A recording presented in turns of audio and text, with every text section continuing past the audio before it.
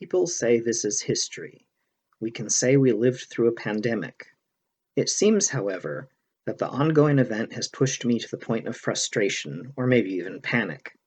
After all I read about pandemics in the past, I rather convinced myself that the modern world would never see one.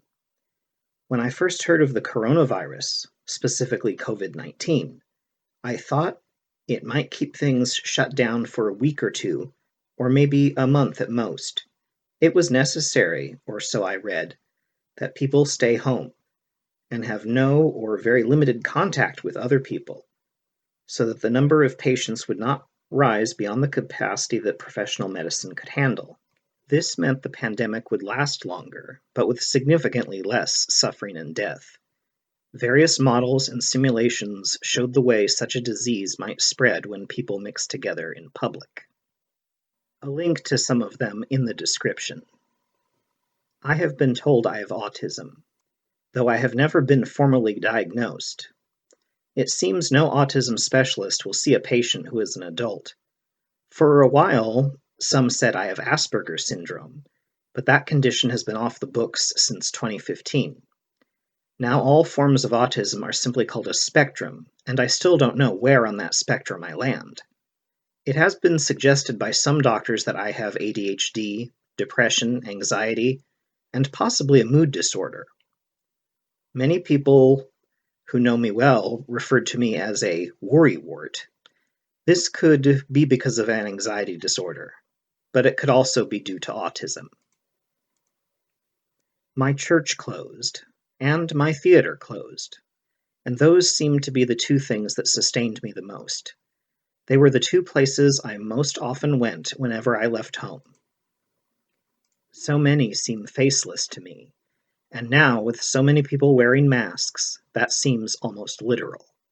In my case, I sometimes get clumsy with my own facial expressions when I have a mask on.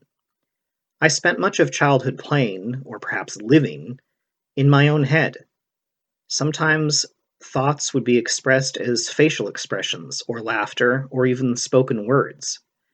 As I grew older, I learned to hide my thoughts, but having to wear a face mask seems to bring my guard down. This is something we hear on holidays, especially Thanksgiving, but I never thought more of it until this year.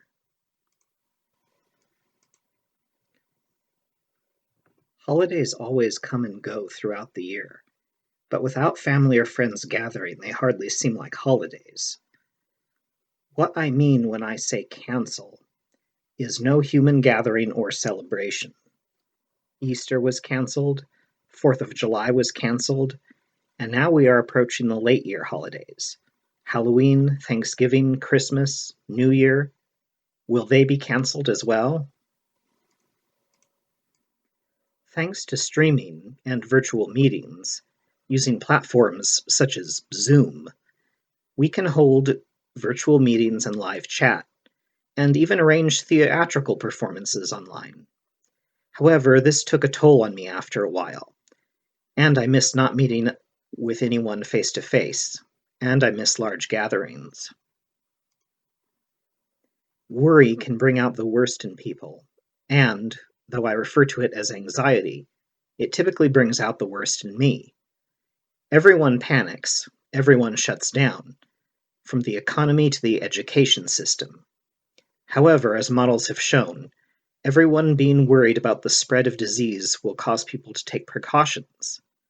Data tells us that the lack of worry in everyone is a reason to worry.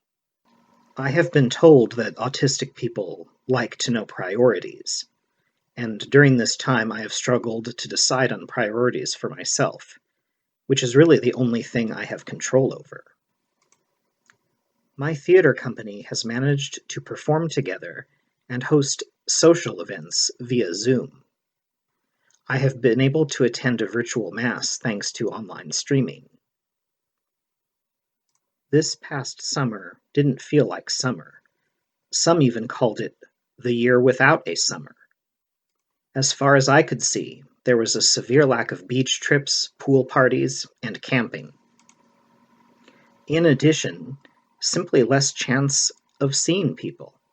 We have our technology for virtual meetings and quality time, but I never seemed to know how much I enjoyed people before. Family and close friends are the ones I become attached to without even realizing it.